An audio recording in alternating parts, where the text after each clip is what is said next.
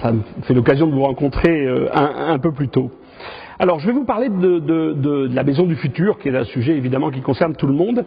Je vais surtout passer un peu de temps au début à décrire les enjeux auxquels nous sommes confrontés. Et après des élections européennes qui ont été, au moins en France, très vertes, vous allez voir que c'est au goût du jour.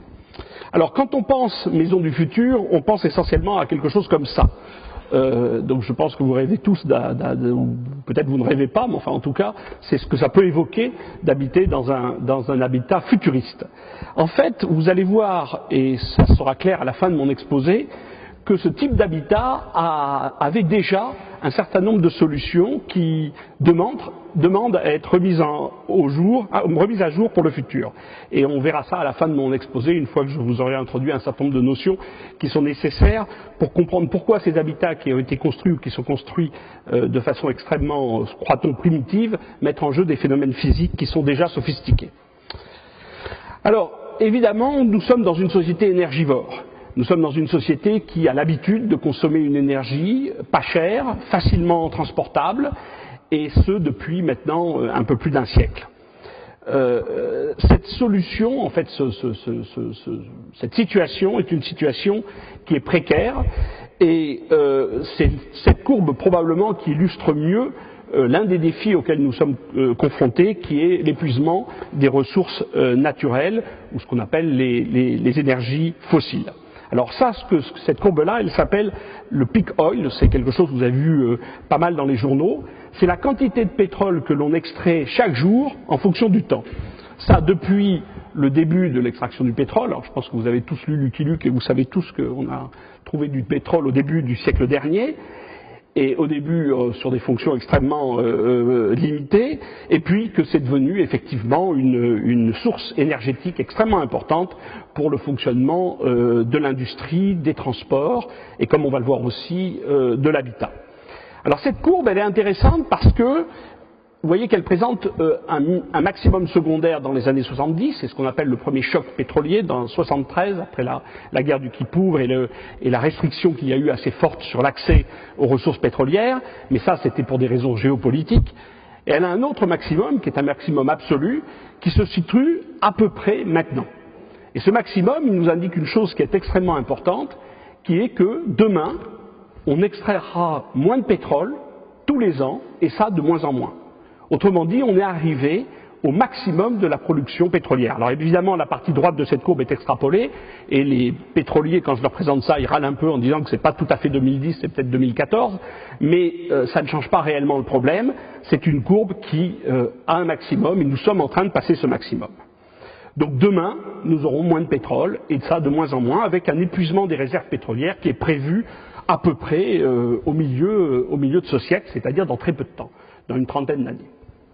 Alors, si on replace cette courbe dans un contexte un peu plus large, et vous voyez que j'ai choisi une échelle arbitraire, en commençant par 0, sans aucune référence à quelconque religion que ce soit, toujours est-il que il y a une autre date qui m'est chère, c'est 1665, parce que c'est la création de Saint-Gobain par Louis XIV pour fabriquer les miroirs de la Galerie des Glaces.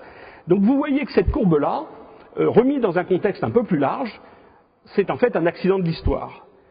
Il y avait une société, il y avait un développement économique, il y avait une industrie, même si elle était naissante dans certains cas avant la découverte du pétrole, et il y aura évidemment une société, une industrie, et j'espère encore Saint-Gobain, après l'épuisement des réserves pétrolières. Et donc, la problématique n'est pas tant de savoir si l'épuisement des réserves pétrolières est un drame, mais beaucoup plus le fait que, comme c'est un accident de l'histoire, il faut s'adapter à cette situation. On en a bénéficié pendant environ 100-150 ans, on en aura bénéficié pendant 150 ans, mais il est clair que c'est une histoire qui se termine. Alors évidemment, il y a le gaz, évidemment, il y a le charbon, qui va redevenir une énergie importante, mais le gaz, c'est la même courbe décalée environ d'une cinquantaine d'années, et le charbon, c'est à peu près la même courbe décalée aussi d'une centaine d'années. Donc vous voyez qu'en fait, à l'échelle d'environ 2 siècles, les hommes auront épuisé des réserves pétrolières, gazeuses et de charbon qui ont mis des millions d'années à se constituer. On aura épuisé ce qu'on appelle les énergies fossiles. Et donc c'est face à cette situation qu'il faut prendre un certain nombre de mesures, et je pense que vous êtes tous au courant des débats qui ont eu lieu autour du Grenelle de l'environnement et qui ont très vite marquer un certain nombre de points très importants autour de ça. Alors comment est-ce que cette énergie accessible et pas chère, comment on l'utilise aujourd'hui? Alors avant de regarder plus précisément ce qu'on fait avec cette énergie, je dois préciser qu'il y a un autre phénomène qui, au départ, n'a rien à voir avec ce problème d'épuisement des réserves pétrolières ou gazeuses, mais qui est quand même corrélé à cela, c'est ce qu'on appelle le changement climatique. Alors vous avez ici une courbe qui est représentée à deux échelles différentes, une échelle qui typiquement est de l'ordre de 1000 ans à gauche et une échelle qui est de l'ordre de quelques centaines d'années, environ 200 ou 300 ans sur l'échelle de droite, qui correspond aux mesures de la température moyenne de la planète. Et vous voyez que sur ces courbes, c'est assez clair que la température moyenne de la planète se met à augmenter environ, vous voyez c'est 1900 ici, environ depuis le début du siècle dernier. C'est-à-dire depuis l'utilisation assez forte de réserves d'énergie fossile qui à l'époque étaient surtout le charbon. Bon, l'échelle n'est pas extrêmement importante, vous voyez que la température moyenne aujourd'hui elle est de quelques dixièmes de degrés au-dessus de ce qu'elle était avant, typiquement de 6 à 7 dixièmes de degrés, mais c'est déjà sensible et je crois que tout le monde peut en ressentir les effets. Il y a maintenant des effets sur à la fois la biologie et le comportement des animaux qui sont très très nets. On voit toutes les populations qui vivent plus au sud qui commencent à remonter plus au nord du fait de ce réchauffement climatique moyen. Alors il y a une controverse autour de ça, s'il y a des questions je peux essayer de rentrer dans les détails. Le fait, lui, est indiscutable. L'origine et les raisons, et en particulier ce que je vais dire tout à l'heure, c'est-à-dire l'attribution de cette augmentation moyenne de la température du globe à la consommation des énergies fossiles et au relargage de ce qu'on appelle un gaz à effet de serre qui est le CO2, reste encore un sujet de débat parmi les scientifiques, mais c'est clair que ce sujet de débat est de plus en plus vers la certitude qu'il y a une liaison forte, qu'il y a une corrélation forte entre l'augmentation de cette température et le relargage du CO2 lié à la consommation des énergies fossiles, et qu'il reste encore quelques îlots de résistance, mais qui sont manifestement en train de diminuer. Alors, qu'est-ce que c'est que le gaz à effet de serre? Qu'est-ce que c'est que ce CO2 qui est relargué dans l'atmosphère lié à la consommation des énergies fossiles? Alors, en fait, il faut se rendre compte que la Terre, c'est avant tout une planète qui est irradiée par le Soleil. Ce Soleil qui amène une quantité, on le reverra tout à l'heure, d'énergie absolument énorme à la planète, contribue fortement au réchauffement de cette planète. Et la couche d'atmosphère qui est autour fait qu'une partie de ce rayonnement repart dans l'atmosphère et renvoyé vers la Terre. C'est-à-dire qu'on a ce qu'on appelle un effet de serre, c'est équivalent à une serre que vous avez dans votre jardin. Le Soleil est en quelque sorte en partie piégé, ou les rayonnements du Soleil sont en quelque sorte en partie piégés par l'atmosphère, ce qui contribue au réchauffement de la planète. Alors pour vous donner un ordre d'idée, s'il n'y avait pas d'atmosphère, la température moyenne de la planète serait à moins 18 degrés. Autrement dit, il n'y aurait pas de vie sur Terre, l'eau serait à l'état solide, et l'ensemble de la planète, c'est une planète désertique. Donc heureusement qu'il y a l'effet de serre, heureusement qu'il y a cette atmosphère, indépendamment du fait qu'on la respire, parce qu'il contribue à amener la température moyenne de la planète de moins 18 degrés à plus 15 degrés. Ce qui correspond à peu près à la valeur de la température moyenne de la planète depuis quelques milliers d'années. Ce qui va se passer, ce qui est en train de se passer, c'est que cet effet de renvoi de cette chaleur sur la planète, il dépend d'un certain nombre de phénomènes, dont ce que l'on appelle des gaz à effet de serre, qui sont plus ou moins efficaces à renvoyer cette chaleur. Et le CO2, c'est le gaz émis par la consommation des énergies fossiles, contribue de façon non négligeable à l'effet de serre. Et donc en ce moment, ce qui est en train de se passer, c'est que l'on augmente la température moyenne de la planète liée à cette augmentation de quantité de CO2 dans l'atmosphère due à la consommation d'énergie fossile. Alors en fait, c'est cette courbe-là qui a alerté les scientifiques de cet effet. C'est une courbe très célèbre qui s'appelle la courbe de Vostok, qui correspond à, sur des centaines de milliers d'années, sur cette courbe 400 000 ans, maintenant on remonte à 800 000 ans, à mesurer, à être capable de prédire en même temps, ou de retrouver en même temps, deux informations importantes. L'une, la température moyenne de la planète, et l'autre, la quantité de CO2 dans l'atmosphère. Vous avez en rouge la quantité de CO2 dans l'atmosphère et en bleu la température moyenne de la planète. Et ce que vous voyez sur une échelle qui fait donc plus de 400 000 ans, vous voyez qu'il y a une corrélation extrêmement forte entre les pics de CO2 et les pics de température. Et pareil pour les parties basses. Et c'est cette courbe qui a fait dire qu'il y avait une corrélation entre l'effet de serre, la quantité de CO2 dans l'atmosphère, et la température moyenne de la planète. Alors au passage, nous sommes ici, vous voyez que ça fait à peu près 2500 ans que nous sommes dans ce qu'on appelle une partie haute du climat. Ça, ce sont les parties basses sont les périodes glaciaires, les parties entre les deux, les périodes interglaciaires. Donc nous sommes dans une partie haute du climat, donc il fait plus chaud, comme vous le voyez, qu'à peu près chaque fois qu'il y a eu un pic. Et la quantité de CO2, elle, ce pic rouge que vous voyez, c'est l'augmentation de la quantité de CO2 dans l'atmosphère depuis environ une centaine d'années. Et ce que vous voyez, c'est que la quantité de CO2 dans l'atmosphère est largement plus élevée qu'elle n'a jamais été dans le passé, liée, ça c'est relativement incontestable, à l'activité humaine et donc à la consommation de ces énergies fossiles.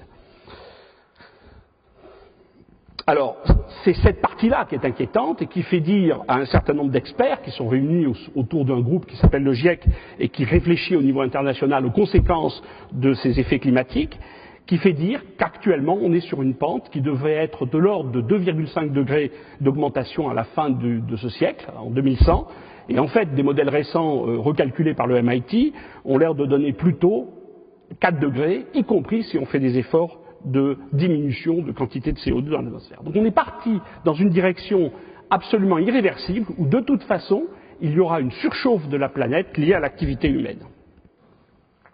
Alors je reprends mon discours. Comment utilise-t-on cette énergie? Vous voyez qu'il y a deux phénomènes, la conséquence de deux phénomènes qui ont des conséquences différentes. Dans un cas, cette énergie on la consomme et à un moment elle sera épuisée.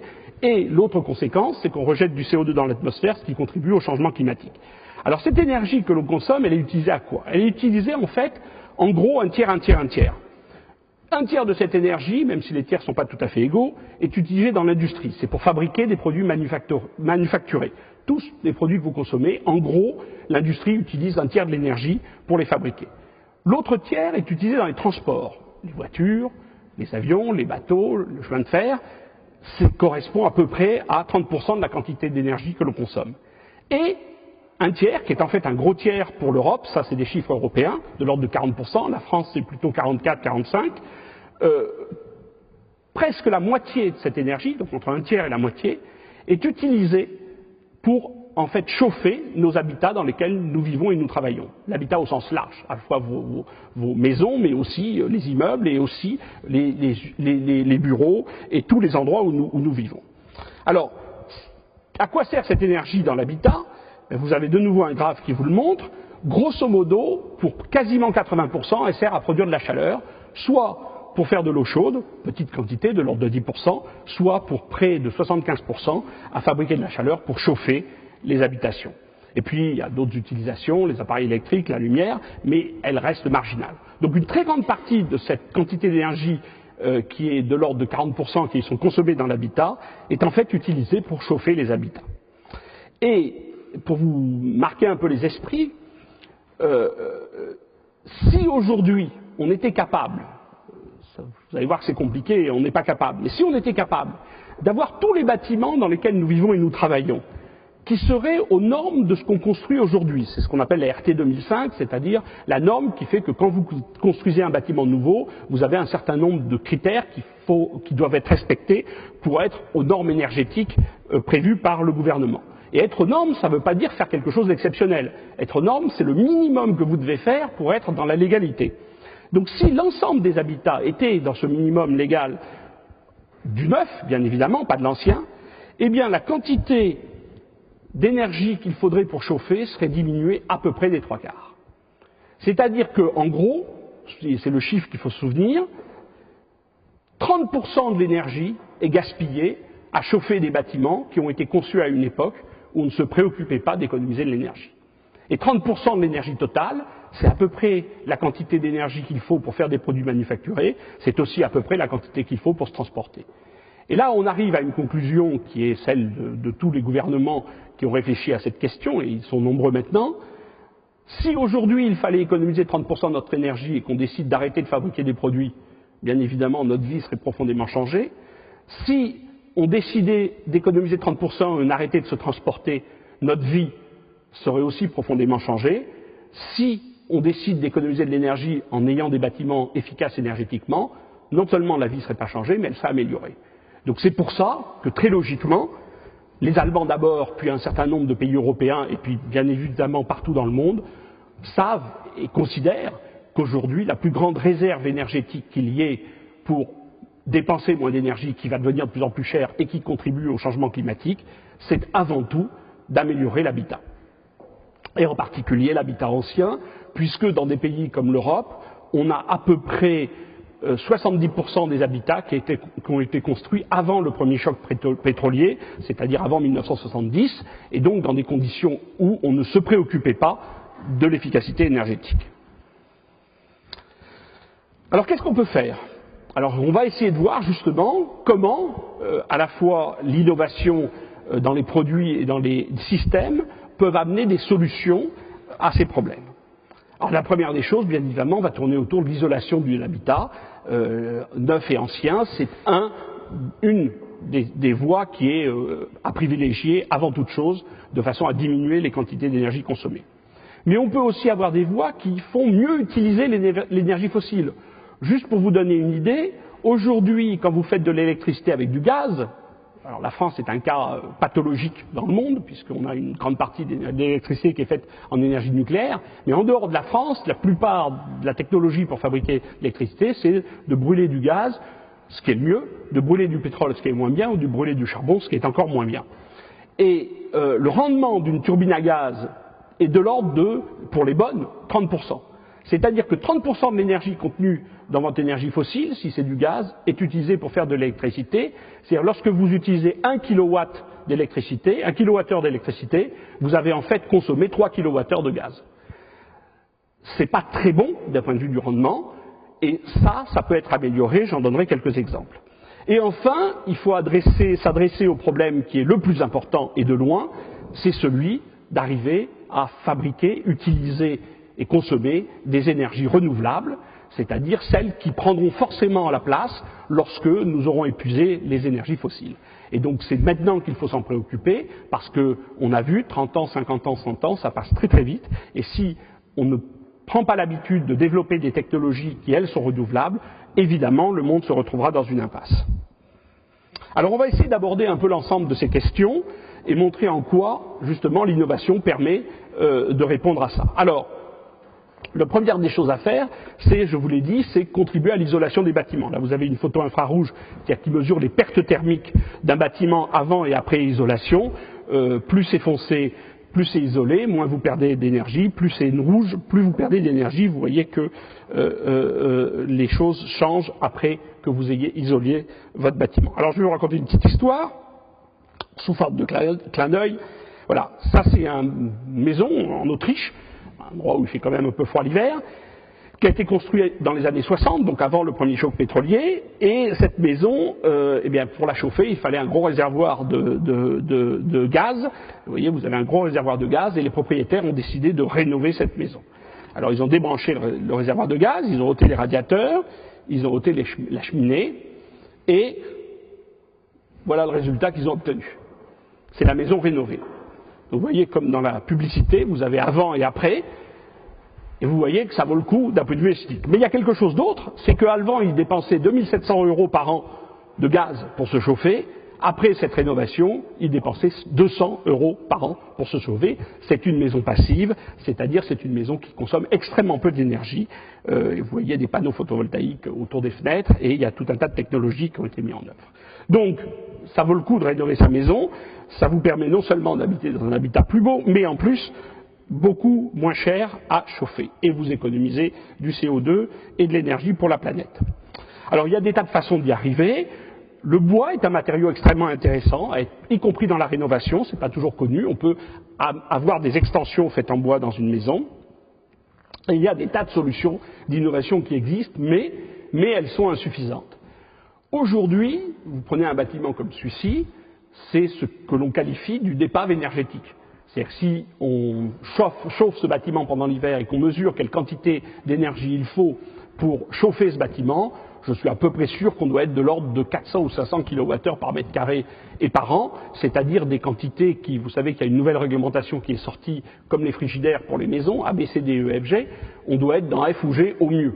dans un bâtiment comme celui-ci. Et ce n'est pas l'épaisseur des murs qui sauvera la situation. Les vitrages sont très anciens, simple vitrage. Les murs sont certes épais, mais c'est compact, c'est de la pierre ou du béton, et ça conduit très très bien la chaleur. Donc c'est un bâtiment qui est très mal fait d'un point de vue énergétique, même si c'est un lieu qui est à la fois plutôt beau et prestigieux.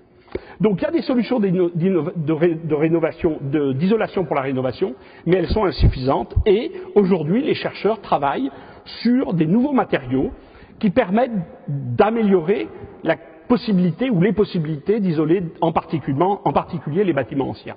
Et ces nouveaux matériaux tournent toujours autour d'isolants minces, c'est-à-dire avoir la même performance d'isolation mais en ayant des épaisseurs plus faible. Vous savez tous qu'un isolant, c'est avant tout quelque chose de relativement épais, laine de verre, mousse plastique, laine de chanvre, laine de bois. Il existe maintenant des tas de solutions qualifiées d'écologiques, on pourra en revenir dessus s'il y a des questions, mais toutes ces solutions, c'est avant tout de l'épaisseur d'air qui permet d'isoler correctement une paroi. Donc, et diminuer cette quantité, c'est très compliqué et très difficile, et il y a un certain nombre de travaux qui sont faits autour de ça.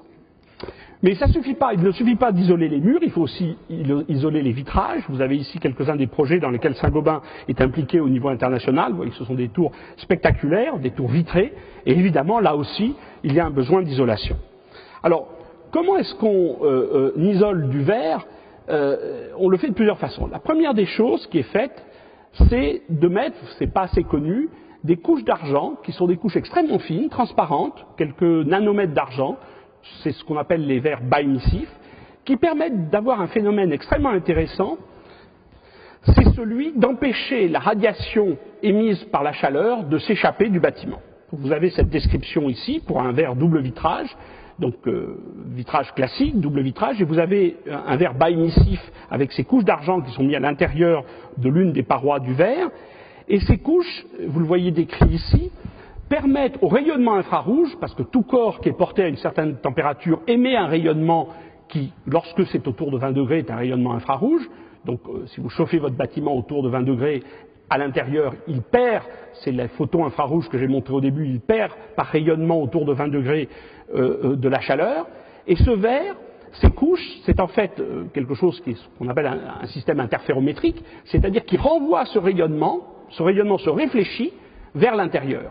Et ce rayonnement infrarouge que vous ne voyez pas, mais qui contribue à perdre de la chaleur, est renvoyé vers l'intérieur, alors que le rayonnement que vous voyez, que l'on voit, lui, passe à travers, donc le vitrage reste transparent. Et ça se fait avec ces couches, jusqu'à 17-18 couches, les unes empilées sur les autres, très fines, qui permettent de renvoyer spécifiquement ce rayonnement autour de 20 degrés. Et ça améliore sensiblement la qualité du vitrage. Donc le double vitrage plus du vitrage bas émissif, ça vous donne déjà des performances intéressantes. Et évidemment, même si en France c'est un débat extrêmement compliqué, sur lequel pareil, si j'ai des questions je peux revenir, mais le triple vitrage est la solution idéale, c'est-à-dire qu'un triple vitrage avec du verre bas émissif c'est quelque chose qui a, en fait, d'un point de vue énergétique, et même de meilleure qualité qu'un mur, parce que non seulement au niveau de l'isolation, c'est aussi bon qu'un mur bien isolé, mais en plus, il vous permet un apport solaire extérieur via le rayonnement du soleil qui passe à travers le vitrage et vous permet de chauffer votre habitat. Alors, il y a des nouvelles solutions aussi, ça ne suffit pas d'inventer des matériaux nouveaux, il faut aussi inventer des systèmes nouveaux. Par exemple, dans le domaine de la rénovation, c'est très compliqué de rénover un immeuble qui est habité par des personnes. Vous allez leur demander de refaire l'ensemble de leur intérieur. Il y a des technologies qui ont d'abord été développées dans les pays du Nord, qui permettent d'isoler les bâtiments par l'extérieur, sans avoir besoin de toucher à l'intérieur. Et ces systèmes d'isolation par l'extérieur permettent de reprendre l'ensemble du bâtiment, de lui mettre une sorte de nouvelle peau isolante à l'extérieur, sans avoir besoin de toucher quoi que ce soit à l'intérieur. Et ce sont des technologies qui se développent.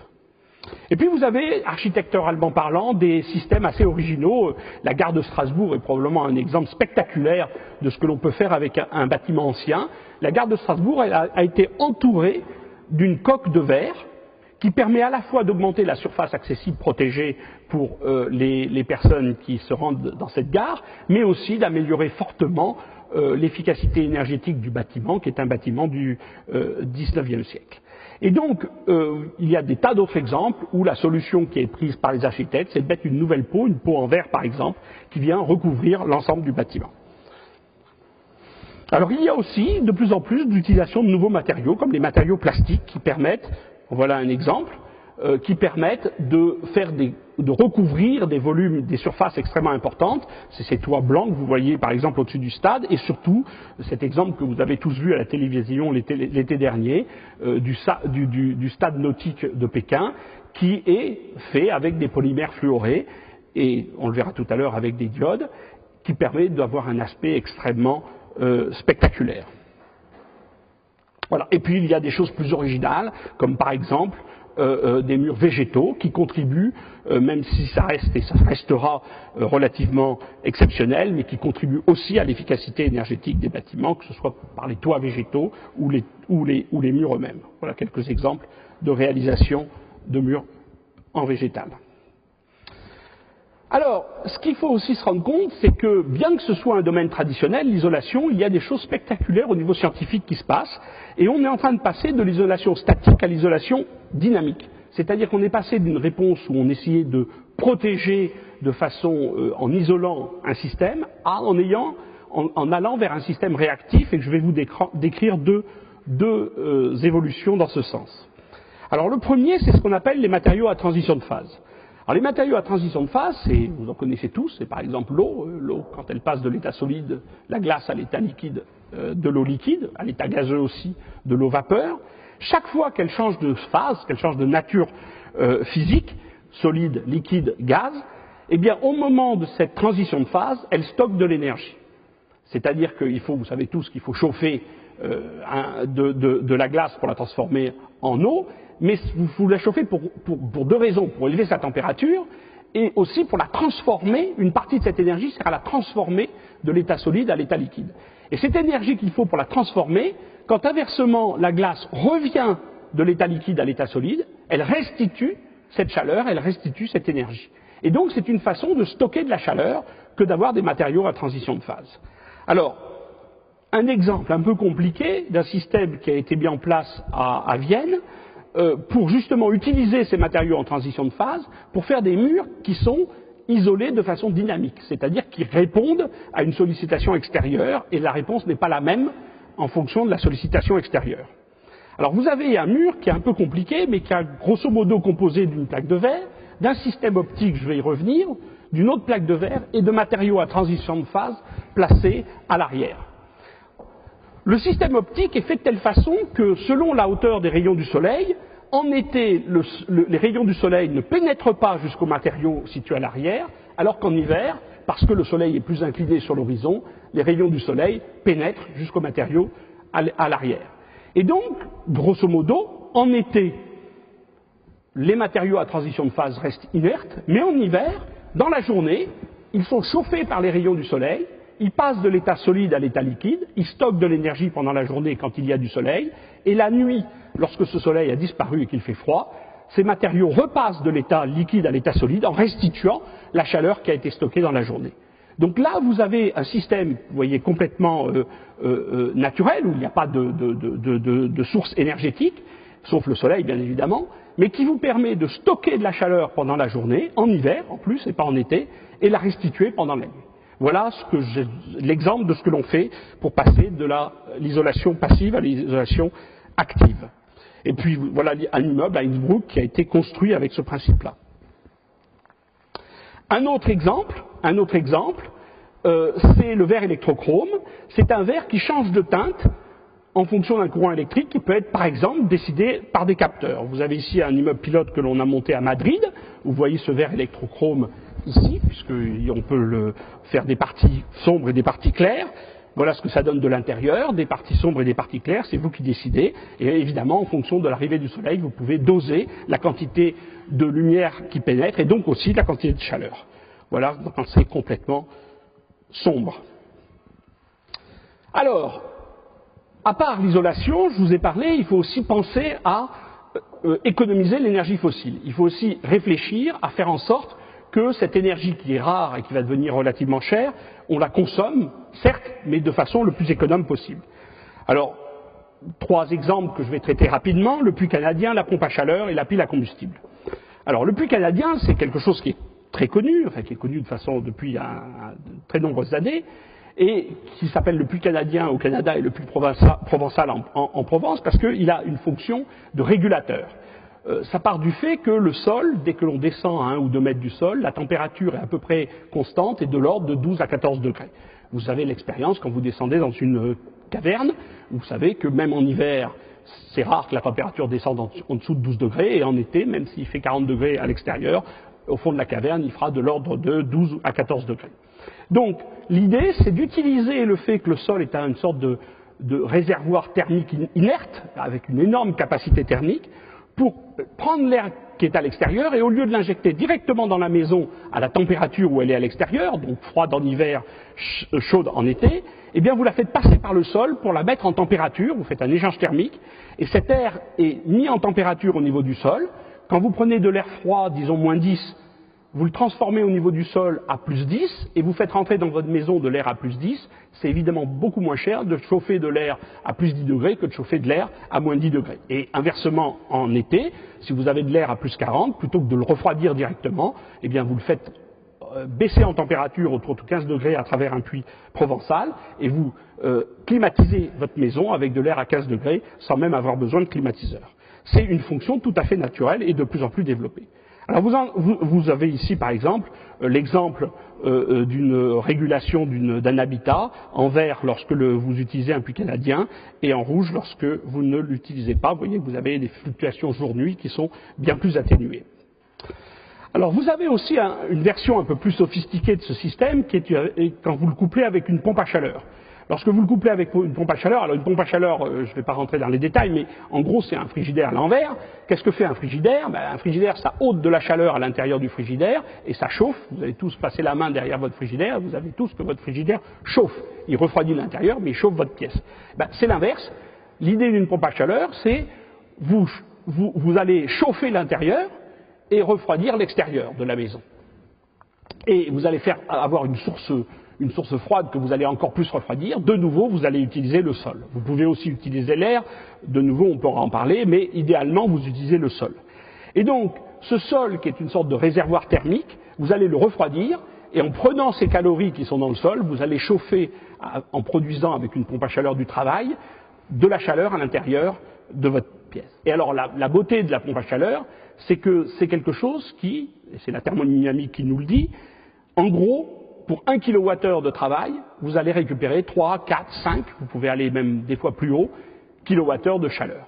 Autrement dit, la force de la pompe à chaleur, c'est que, en dépensant de l'énergie de l'ordre de 1 kWh, vous allez récupérer 3 à 4 kWh de chaleur, et donc vous économisez, même si vous en consommez quand même, l'énergie précieuse. Dans le cas présent, les pompes à chaleur sont en général des pompes électriques.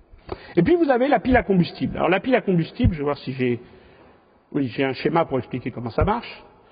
Alors, une pile à combustible, c'est un système qui est très ancien et qu'on ne sait toujours pas faire industriellement, qui est très compliqué à faire, qui consiste à faire une combustion, mais une combustion contrôlée. Alors, qu'est-ce que c'est qu'une combustion? Vous avez un petit dessin ici. En gros, une combustion, c'est que vous prenez des molécules d'un carburant, là j'ai mis du méthane, des molécules d'oxygène, vous les combinez ensemble, et lorsqu'elles sont combinées ensemble, elles vous donnent de la chaleur. Mais en fait, elles font quelque chose d'autre, ces molécules, quand elles sont combinées ensemble, elles échangent des électrons. Et ces électrons s'échangent au niveau des atomes. Évidemment, quand vous brûlez du gaz, vous ne vous en apercevez pas. Et l'idée de la pile à combustible, c'est de dire, on va séparer les molécules de façon à ce qu'on ait la chaleur, comme quand on brûle du gaz, mais on va forcer les électrons à passer à l'extérieur. Et si on force les électrons à passer à l'extérieur, eh bien vous fabriquez de l'électricité. C'est pour ça que ça s'appelle une pile à combustible. Vous consommez un combustible, mais vous fabriquez de l'électricité, comme dans une pile. Et donc l'idée, c'est vous allez avoir à la fois l'électricité et la chaleur. Et quand vous faites ça, vous avez des rendements énergétiques. Alors l'intérêt, c'est que ça se passe dans des compartiments qui sont faits en céramique, qu'il faut bien séparer, qui sont très compliqués à faire. Et aujourd'hui, encore, on ne sait pas faire ces compartiments à un coût et avec une fiabilité qui permettent de faire des produits sur le marché, mais bien des entreprises y travaillent, et un jour, je pense, on verra des piles à combustible arriver. Alors, les énergies renouvelables. Alors, c'est évidemment l'un des grands aspects de la recherche dans tous ces domaines, parce que c'est celui vers lequel nous sommes tournés pour le futur. Alors, vous avez des énergies renouvelables anciennes, classiques, l'énergie hydroélectrique, des barrages, par gravité, vous faites couler de l'eau dans des turbines, ces turbines produisent de l'électricité, c'est l'hydroélectricité complètement classique, mais qui en France, on a la chance d'avoir de l'ordre de 12% de notre électricité qui est faite par ce type de mécanisme.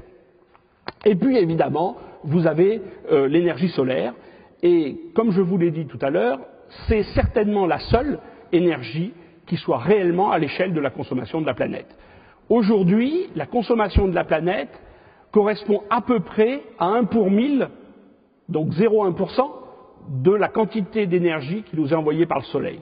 Autrement dit, très peu de cette énergie est suffisante pour l'ensemble de la consommation de la planète et on est très très loin de la saturer. Le problème, c'est de la capter et de l'utiliser. Je parlerai aussi un tout petit peu, si j'en ai le temps, de la biomasse. Je vais accélérer un tout petit peu. Alors l'énergie solaire. Vous avez l'énergie solaire thermique qui consiste juste à avoir des panneaux dans lesquels vous faites passer de l'eau. C'est comme quand vous avez oublié votre tuyau d'eau dans votre jardin, il chauffe et vous avez de l'eau chaude qui est simplement produite par absorption de la chaleur liée au rayonnement solaire. Mais vous pouvez aussi faire de l'électricité avec cette chaleur. Ici, vous avez un exemple de ce qu'on appelle une centrale à concentrateur. Ce sont des miroirs paraboliques qui concentrent le soleil sur un tube. Dans ce tube, vous mettez un liquide qu'on appelle un liquide caloporteur qui récupère cette chaleur, qui est montée à haute température. Et avec ce liquide à haute température, vous faites comme quand vous chauffez avec du gaz ou comme quand vous chauffez avec de l'énergie nucléaire une centrale classique d'électricité, vous évaporez de l'eau que vous passez dans des turbines et qui produit de l'électricité. Et c'est une façon qui est malheureusement limitée aux pays qui ont à la fois des grandes surfaces et beaucoup de soleil, donc des pays en général désertiques, donc à ce qu'on appelle les pays de l'arc solaire, qui correspondent à peu près en Europe, tout au sud de l'Europe, un peu l'Espagne, et évidemment les pays du Maghreb. Et il y a des grands projets de fabrication de centrales électriques liés à ces centrales à concentrateurs. Voilà quelques exemples. Alors après, vous avez des multiples façons de concentrer. Vous le concentrez sur une tour, vous le concentrez au centre d'un foyer d'une parabole, vous avez des champs. Enfin, il y a plein d'idées et de réalisations autour de ça. Et vous avez l'énergie photovoltaïque.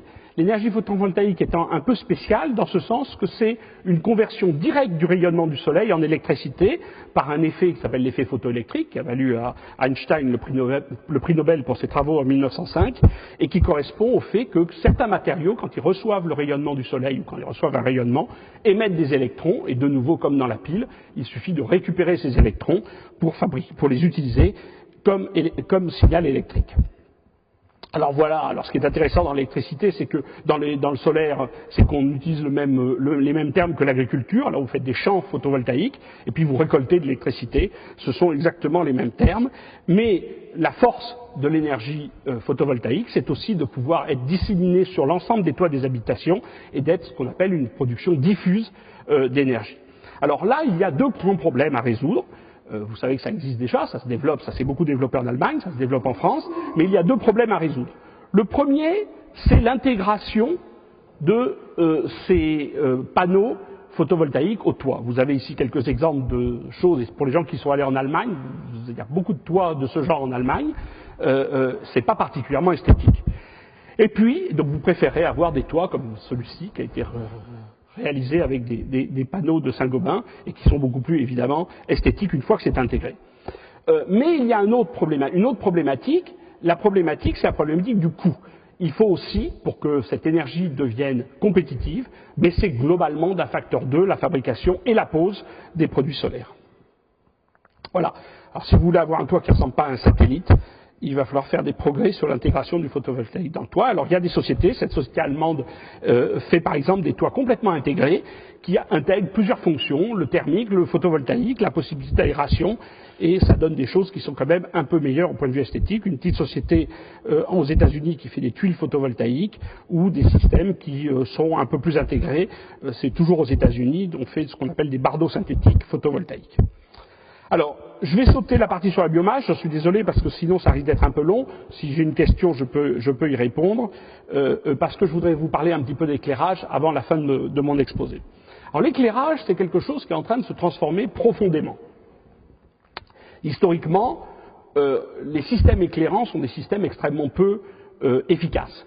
Dans une lampe classique, une lampe d'Edison, vous avez environ 48% de l'énergie qui est utilisée pour chauffer et 2% pour éclairer. Autrement dit, une lampe, c'est un appareil de chauffage qui éclaire, c'est pas du tout un appareil d'éclairage qui chauffe. Et ça, c'est évidemment pas très grave, ça n'a pas été très grave pendant des centaines d'années, ça le devient plus parce que la consommation électrique devient problématique. Alors, il y a un nouveau type d'éclairage qui apparaît, c'est ce qu'on appelle l'éclairage électronique. L'éclairage électronique, ça utilise, comme dans l'électronique, ce qu'on appelle des jonctions. Donc vous avez deux matériaux qui sont, je ne sais pas si j'ai un dessin, non, je n'ai pas mis le dessin. Vous avez deux matériaux qui sont l'un contre l'autre, et vous jouez sur le fait que l'électron passe à travers cette jonction pour faire des fonctions, qui sont des fonctions électroniques en général. Mais là, si vous mettez entre les deux morceaux, entre les deux matériaux, vous mettez ce qu'on appelle un matériau luminophore, c'est-à-dire un matériau qui, lorsqu'il voit passer des électrons, se met à éclairer, c'est l'inverse du photovoltaïque. Vous pouvez faire une lampe, une diode, à partir de ces jonctions électroniques. Alors vous avez deux sortes de systèmes électroniques. Vous avez les LED. Alors les LED, maintenant, on commence à en voir un peu partout. On en voit même sur les automobiles maintenant, à la fois en phare arrière et en phare avant. C'est justement ces petites jonctions électroniques faites avec des cristaux. C'est en général assez petit, mais assez puissant maintenant au niveau de l'éclairage. Mais vous avez un nouveau système qui va apparaître, qui n'existe pas encore, et qui existe dans les laboratoires, mais qui n'existe pas sur le marché, qui sont des OLED. Alors les OLED, c'est comme les LED, c'est-à-dire c'est un système de jonction électronique, mais au lieu d'utiliser des cristaux de petite taille, vous faites ça avec quelque chose qui est comme de la peinture. Donc vous mettez une couche de peinture d'un certain matériau, une couche de peinture luminophore, une autre couche de l'autre matériau, et vous fermez, et vous avez des surfaces éclairantes. Et ces surfaces éclairantes, contrairement à ces points éclairants, ça va permettre, ou ça permettra, dans les habitats, de faire des choses assez spectaculaires. Alors vous avez ici quelques exemples d'utilisation de LED, à la fois pour une ampoule normale et un système éclairant au plafond. Et puis, vous pouvez avoir des choses spectaculaires parce qu'en plus, vous pouvez choisir la couleur ou changer de couleur avec ces systèmes d'éclairage électronique. Donc vous avez ici, par exemple, à Shanghai, un immeuble entièrement fait en LED. Alors à partir du moment où vous avez ces systèmes de surface éclairante, donc des OLED, vous pouvez imaginer faire des luminaires classiques. C'est une surface qui éclaire, il n'y a rien de fantastique à ça. Mais vous pouvez aussi faire des murs qui éclairent, ou vous pouvez aussi faire des sols qui éclairent.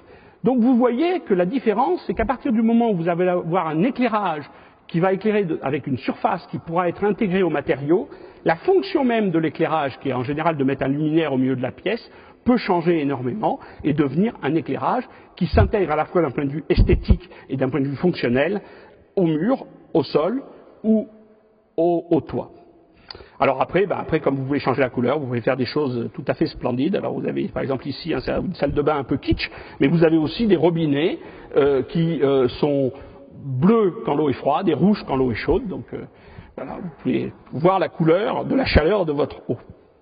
Voilà. Et comme je vous l'ai dit, ça change de couleur, vous pouvez décider de la couleur de vos murs avec des OLED. Voilà, il y a encore quelques exemples de réalisations spectaculaires.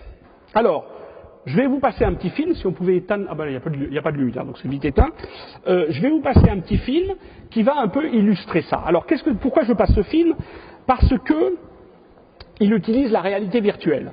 Alors, qu'est-ce que c'est que la réalité virtuelle? Bon, c'est facile, je suis sûr que vous êtes tous addicts aux jeux vidéo, c'est la même chose que les jeux vidéo. Mais c'est utilisé dans l'industrie dans deux grands domaines, l'industrie de l'automobile et l'industrie de l'aéronautique, pour essayer de prévoir le fonctionnement ou le design de certains produits avant qu'ils existent. Autrement dit, c'est des produits qui n'existent pas, qui sont conçus sur l'ordinateur, mais vous pouvez simuler leur fonctionnement. Alors, juste pour illustrer un certain nombre que j'ai dit, on va le faire avec une maison, de façon à ce que vous compreniez ce que l'on peut faire avec. Alors, il faut que je retrouve mon film, voilà. Il faut que je le retrouve, mais je ne le retrouve pas. Ça va être celui-là. Voilà. Alors...